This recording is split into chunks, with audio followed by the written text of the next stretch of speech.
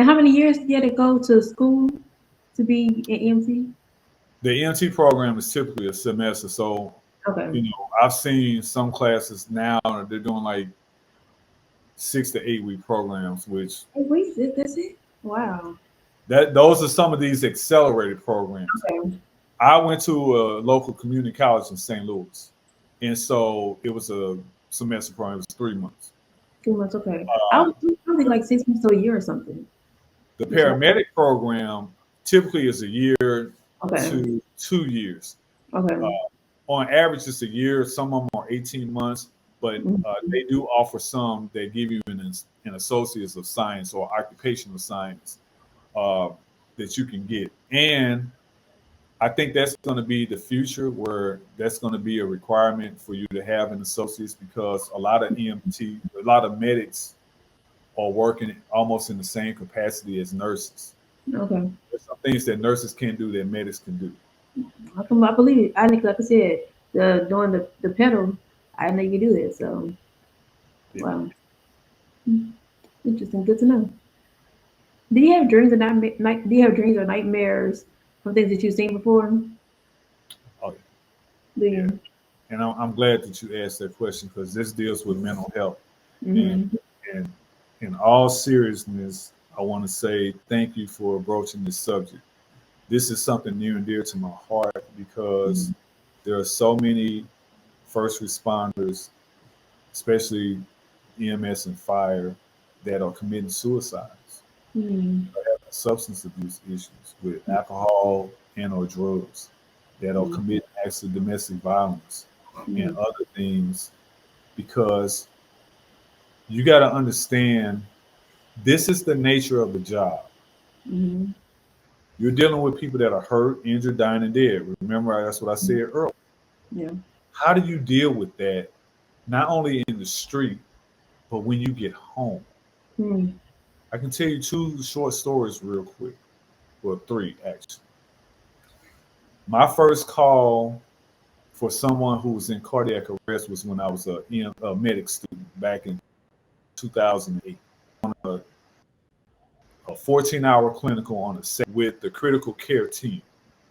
Mm-hmm. And this lady went into cardiac arrest. We did everything and got her doing compressions and got her intubated, and we were doing all this work. We were 5 blocks from the hospital. We were at the rehab center. Mm-hmm. And so we get her to the hospital, and we worked this lady for probably 75 minutes total. Wow. So wow. They Wow. finally called TOD or time of death in the hospital. And, we did the rest of the clinical shift, whatever. I went home, and for the next 6 days, I had nightmares every single night. That very next Saturday, I go and with that same crew, Mm-hmm. and the guy's name is Bill, who's another mentor of mine. I said, Bill, I've been having nightmares for the last week, man. This has really been bothering me. He was like, well, what's bothering me? I said, I just keep replaying it in my mind. Like, did we do everything that we could have done? Like, was there anything that you saw that should have been done, didn't happen, mistakes, all of this stuff? He said, no.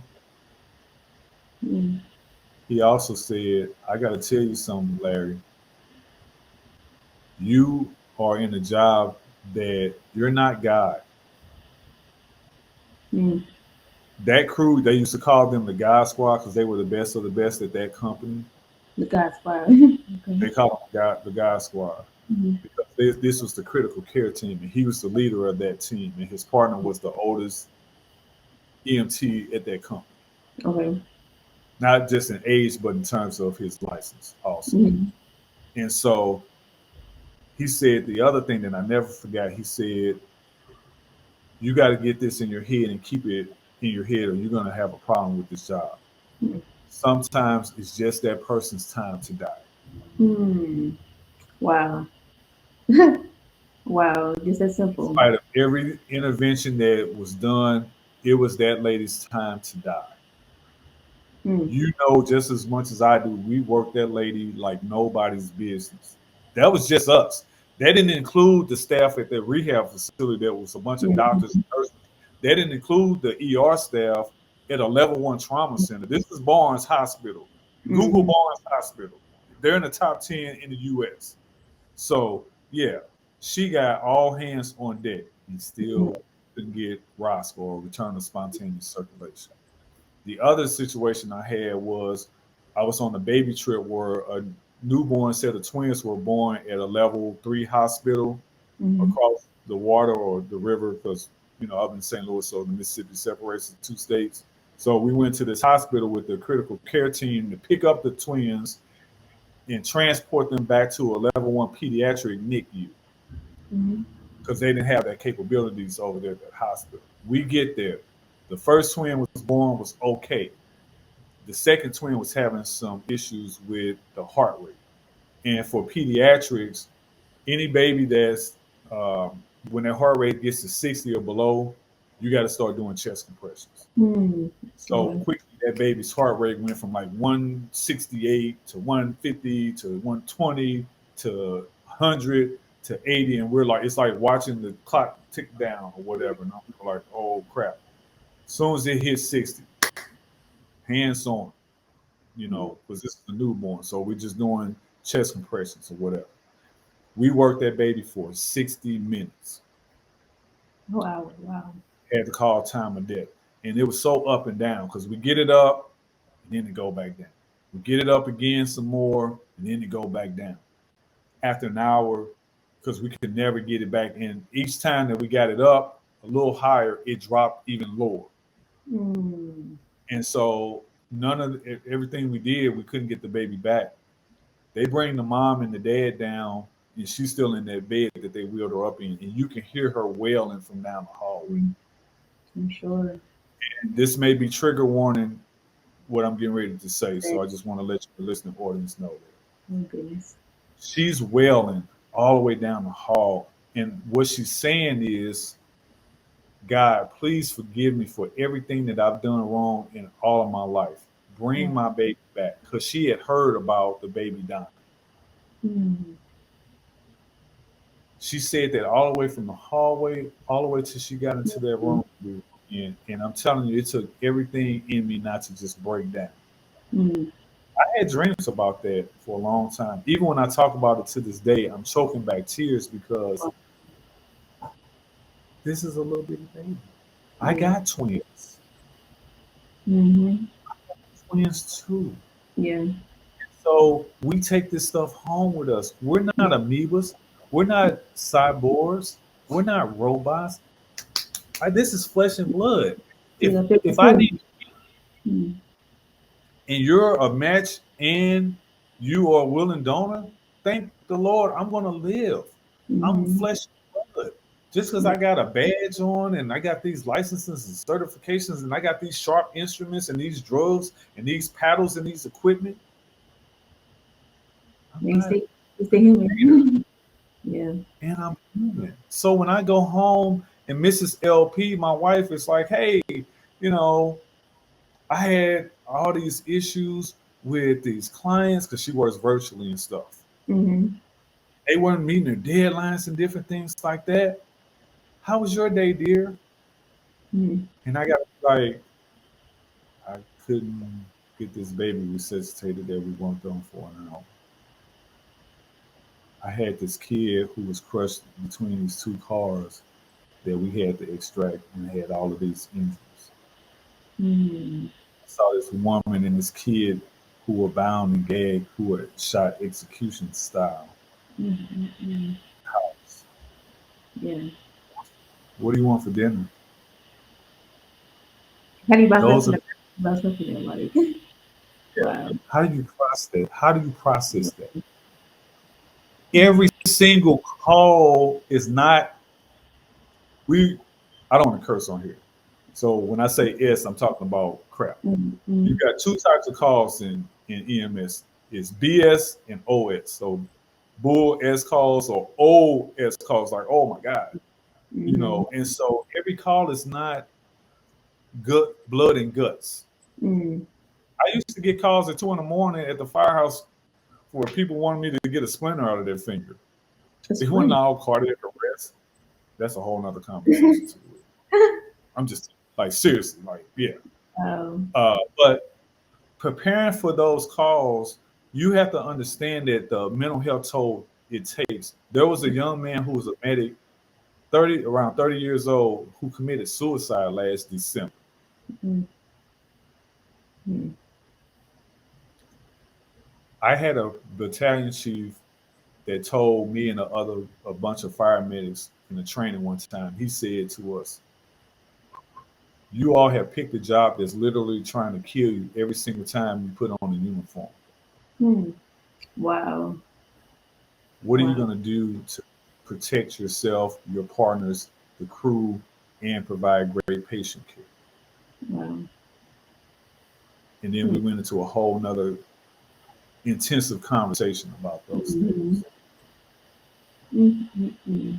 Mental health matters. I always tell people, if you Absolutely. got a mental health issue, no matter what it is, I got two words for you: seek Help. help.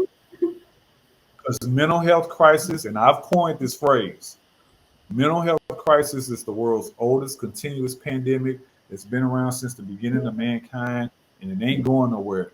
We got to get rid of the stigmas, the taboos, and the stereotypes that keep us from seeking help. I don't Yes. care whether you're a first responder. I don't Mm, care whether you're a coach. I don't care yes. whether you're a doctor. I don't care whether you deliver stuff for DoorDash or whatever you do. We are human beings, and as Yes. human beings, we are flawed because we don't have perfect bodies that includes minds that we can say, "Oh, this happened. It doesn't affect me." Mm-hmm. Yeah. Wow. It's about the mental preparation and how you educate yourself to be aware. Remember, I said live in awareness, not in fear. You got to live in awareness, and that means you got to teach your mind how to be prepared for the good, the bad, the ugly, and the indifferent. And as an EMT, I learned that very early in my career, and I'm so thankful that I did. Because there are a lot of first responders that are really doing harmful things to themselves and others because of these traumas they continue to deal with. It's very sad. And that's a rough one. It's very, they'll tell you that in school. They'll tell you that in school, do they? You know, we talked about it, but like we didn't Not like really that. like you learn once you get education and your license, you get your sharp instruments and your drugs and all of this stuff. You get your ambulance. You got a nice crispy uniforms. You know, you ready to hit the that. Mhm. It, remember the movie Training Day with Yes, Denzel Washington? That's vaguely. what it's like. Not Mhm. with all the bad stuff in terms of the illegal stuff. I'm talking Mhm. about when you first hit the road, your first day on duty, that's when your real education starts as a provider. Mhm. Mhm. Because Yeah. in the classroom, it's all nice and clean, and Right. you ain't going in the house with a bunch of where it's a hoarding situation. You're Yes. not going into a situation where I had a call for a guy that was having some abdominal issues, and we walked in, and there were a bunch of needles all around, laying around this guy's house. These are the tuberculin needles, or the needles that they use to inject their insulin. Some of them Okay. were capped, some of them weren't. They didn't train me for that in EMT and medic school, and I'm walking around like, oh my god, okay, let me here, let me walk that way, let me not go there, because yeah, Oh my can we goodness. get you out of here? Because I'm not going to stand in here too long because I don't want to get stuck. Oh no. Bed Oh, bug situations, all oh kind of my stuff. goodness. Just Oh my goodness. you know what? Again, trigger warning. I could give you all kind of stories every day and twice on Sunday that will make you be like, "Oh my God, what is wrong with us as humans?" But no matter what the situation, I got to be the eye in the hurricane of your emergency. Let me help you get to where you need to. Woo! Man, oh man, that that was a lot. That was a lot right there. Yeah. That was a lot. That was a lot. And even that alone, I just think that decompressing and finding an outlet to do something that has something to do with your job is very important. Like I'm glad you took that vacation you had. I'm so glad you took the vacation because looking at water and being in a peaceful, serene place, it does something to you. So It I'm glad does. you're trying to decompress and you know just release some stuff because that's needed. Now, not even just for your job, but just we all need it to decompress.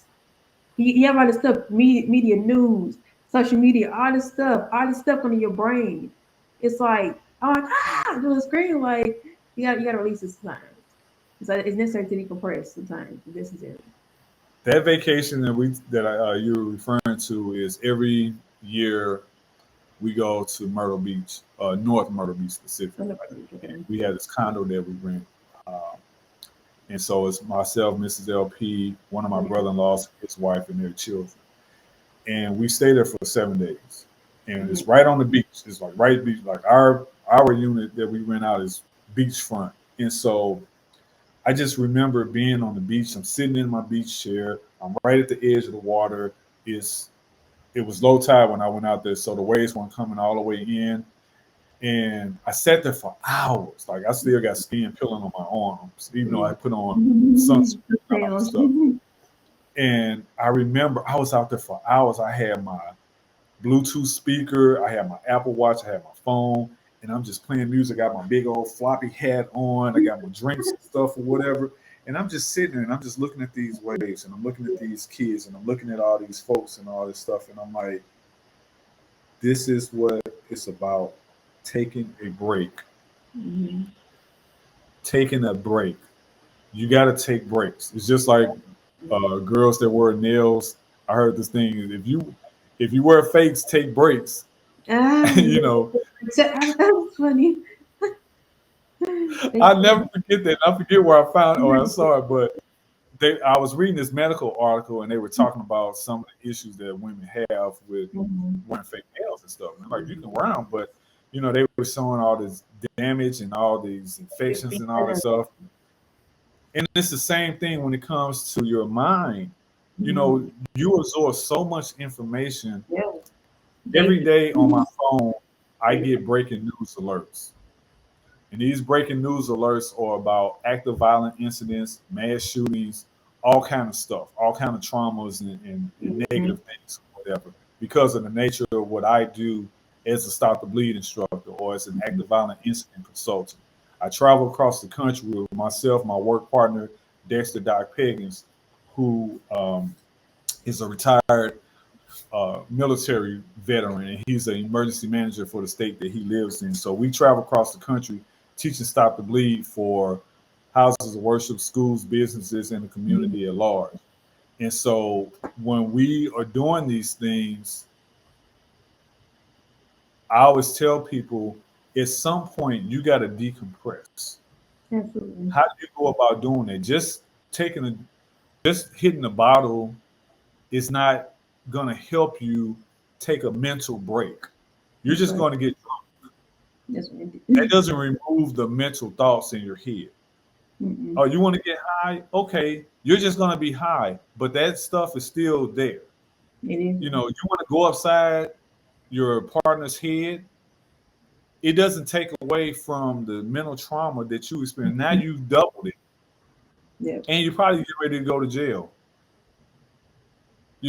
So what do you Mhm. need to do to unwind? Because again, those things don't go anywhere. Mhm.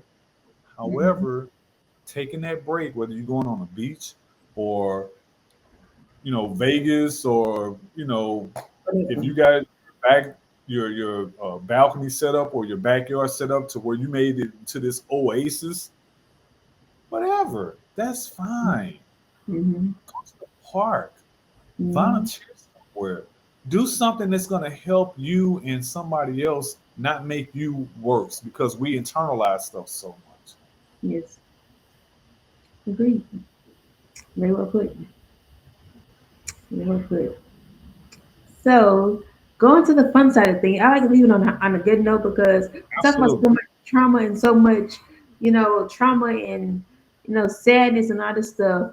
And so I like to well, let's do some stretching or something, I guess, or like try to still, get a little like, please. Yeah. So just Oh, let's good. yeah. Go to the fun side of things.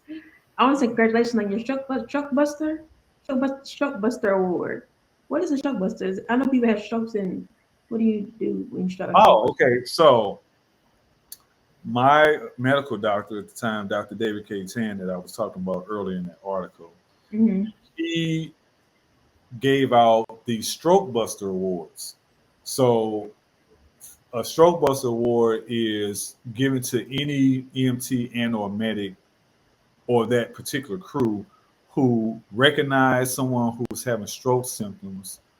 They did a differential diagnosis in the field. They recognized they had stroke symptoms. They did whatever interventions that they were supposed to do according to protocols and the clinical operating guidelines. They called the hospital ahead of time, called in a cold stroke, which Okay. means every hospital that you transport a patient to, that facility, you need to call them while you're en route or while you're even on the scene and you know you got to go like a load and go situation. You call the hospital, it's called mid control. You call that hospital, that appropriate hospital, and you call them and say, hey, this is Medic 10.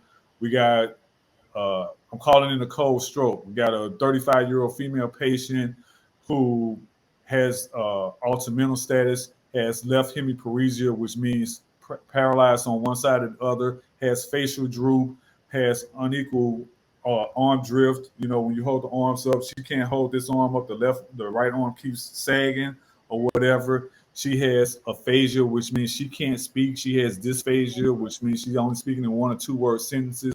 The words may be slurred. There's a bunch of different things that we are reporting. We check the blood sugar to make sure she wasn't hypoglycemic because that can mimic some signs of stroke. And the blood sugar was between 80 and 100 or 120 or whatever. You know, anything under 60 over 300, we don't. That's when we treat. So these are things that we're reporting to the hospital. So when we get to that ER, everybody and their mama from the code team is there. And they're going to be like, okay, you need to go take them to CT so they can get a brain scan to see if they got a brain bleed or a clot. So a hemorrhagic stroke is a bleed. The clot is where that vessel was clotted off or what have you. So they can see what they're going to do about it. And if they find this person that had a stroke, and they were able to successfully treat it, whether they gave medication or they did surgery or what have you, or even both, that crew gets a Stroke Buster Award. So I received one officially, but I have another. He was just like, look, I don't have enough pens, but you keep catching all the time. So this one's gonna cover the ones, but we got to document how many strokes over your 14 plus career. So that's what it was for. And I talk about strokes all the time because I'm gonna tell you this seriously. If I had to have my choice between having a heart attack or a stroke, I'm gonna take a heart attack every day and twice on Sunday because strokes are so debilitating, and so many people that have had strokes have such long-term effect. It's very rare for somebody to have a stroke and completely recover from it. You can completely recover from a heart attack in a lot of cases, but a stroke, it scares me to death all the time, even now. But I'm so thankful to have the training to recognize that. And it's a simple acronym. It's called FAST, F-A-S-T, facial group. So one side or another is, either sliding down or, sagging. Arm drift. So you tell a person, hold your arms up in the air, like you might grab their arms. Hold your arms up in the air. I'm going to let them go. And then you let that person's arm go. Keep your arms up in the air. Once you let go, if that arm starts drifting or whatever, or or just, or both, that's the problem. S is speech. So F is facial droop, A is arm drift, S is speech. So slurred speech and stuff like that. Ask them to say, are you prepared? They might say, oh, this is like what? What's your name? Tell them, say, my name is Larry. He's like, huh? Or they may not be able to speak. They're looking at you like they want to say the words, but it's not coming out. Not coming out. Yeah. And there's a bunch of other arm tests you can do, grips and all that stuff. Have them touch their nose, have them do all kind of things. Uh, and then mark the time down that they were last known well or normal, because we call it time is brain. So you got a certain amount of time to get them to the hospital, get that checked out. If it's a clot, to remove it, or it's a bleed to do something to fix it or whatever. Because brain cells don't regenerate. So FAST is the quick way to do an assessment for anybody who's having altered mental status, who's having slurred speech, who's having facial droop, who has weakness on one side or the other. There's a number of things that you want to look for, but that's the quick Cliff Notes version of how to do an assessment for a potential stroke patient. Okay. Wow.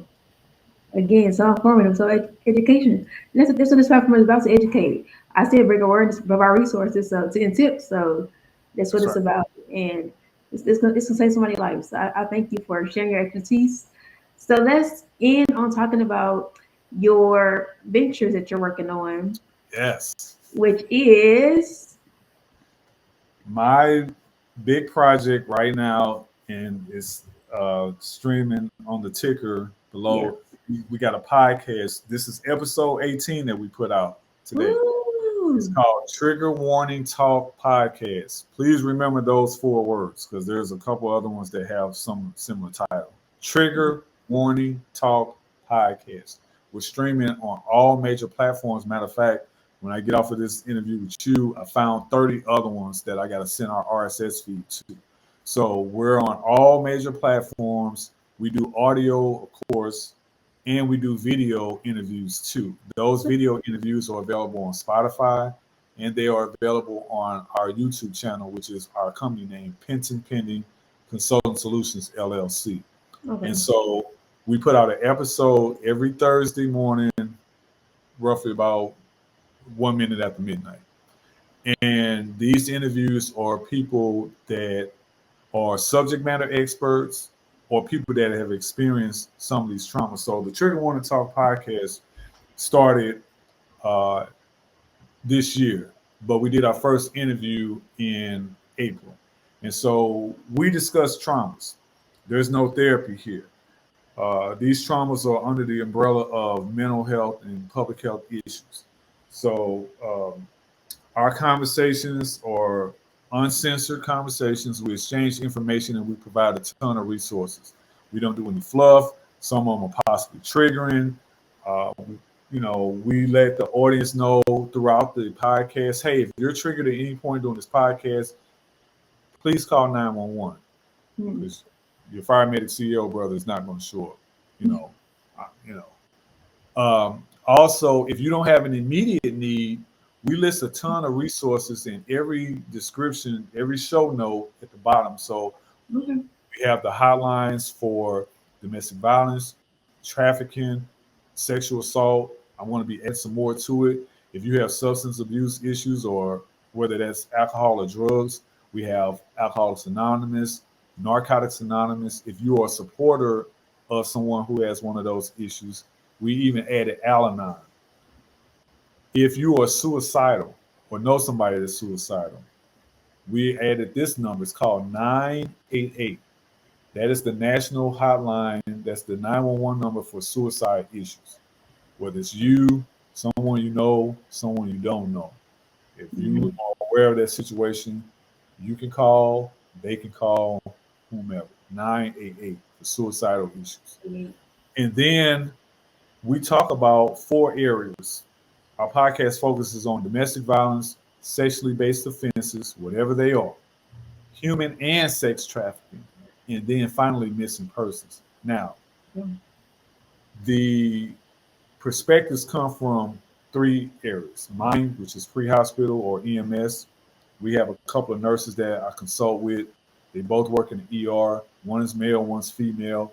The female nurse has her same certification, SANE, sexual assault nurse examiner. She does, and again, trigger warning, she does rape kits for people that come in that are sexually traumatized. The other nurse, he is an ER nurse. He's a psych nurse. So he finds mental health resources for those individuals or sexual traumas. And then we have a couple of rape advocates. One is Mrs. LP. She's been an advocate for over 20 years. Mm-hmm. And she's a true crime detective when she's not doing her day job working for a Fortune 100 company. Mrs. LP has been involved in some big national cases where some people have been missing. She's a great humanitarian. I'm not just saying this because, we're married and stuff. If I didn't know her, but I knew the work that she does, I would say the same thing. So it's not a biased thing. She has got involved in some of these cases. She does not ask for money. She does not. The people that she assembled typically don't ask for money. And you never see her at the press conference. And you never hear her in the press conference or even being interviewed. She's very introverted and she doesn't want the notoriety. She just wants to help. Mm-hmm. So I said, I got to add that component to this podcast. Also, every interview that we do, at the end of the interview, we'll cover a missing person case. Okay. Missing persons include kidnappings, abductions, and runaways. If that person isn't missing, but they died under some mysterious circumstances, their killer or killers are unknown, we'll cover that case because we want to bring justice to them. And I've done that before. We did an interview last month with a woman named Theta Person. Theta Person, you may have heard of her. I know if you haven't, you've heard of Court TV. Theta Person is the mother of a young special needs kid named Christian Ferguson, who at the age of 9 back in 2003 has been missing, and nobody knows where his body is since then. He was in the care of his dad, and his dad said he got carjacked with Christian in the car. He was outside of the car. Wow. Well, over the advocacy of these 19 years, and we're from St. Louis, so this is where it happened, with the new St. Louis County prosecutor, or DA is what most people call it. They opened the case up or reinvestigated, and they had enough circumstantial evidence to try the dad. His name is DeJuan Ferguson. The court case was televised on Court TV. It was June 27th through July 1st. The court case is called Missouri versus Ferguson. Yeah. Theta Person is Christian's mom. So she was the first one that testified on the stand for the prosecution. I interviewed Theta after the trial was over because it was a 5-day trial. It took the jury 3 hours to find him guilty of first-degree murder. And we interviewed her a couple of weeks later. And so that was a very great interview. And that whole interview was about missing persons and the case and all that stuff. But we talk to people like that about this stuff on the podcast because we want to highlight those individuals also. The other thing that I like about the podcast is, like I was in podcast land, there's not too many males that do podcasts that are first responders that talk about these things. And here's why. I've been in EMS since 2006, right? You know how many official trainings that I've received while working? One. That was in 2019 at the firehouse. We had an expert that came in and did a presentation on human and sex trafficking. I'm sitting there like, well, how many red flags have we missed? Because 911 gets called all the time, and we show up for all kinds of calls, from a splinter to a cardiac arrest to a domestic violence to a sexual assault to missing persons, all of that stuff. We're mandated reporters also. So I want to be able to talk to other mandated reporters and say, hey, go to your upper echelon and have required annual training, semi-annual training, quarterly training, whatever, all of the above. We don't get enough, but we always get calls on this stuff. So that's part of what the Trigger Want to Talk podcast is about. Wow. Bringing advocacy, bringing awareness to those 4 topics, and spreading this information to other first responders so they don't feel like I did and my other FireMedic colleagues who only got 1 training. I had to learn all kind of stuff on my own since then. Wow. And that's a shame. It is. Well, I think I'm sorry. Getting on a good note, yeah, it's like a warning label. When you see something on the warning label, that means somebody did something that Mm-hmm.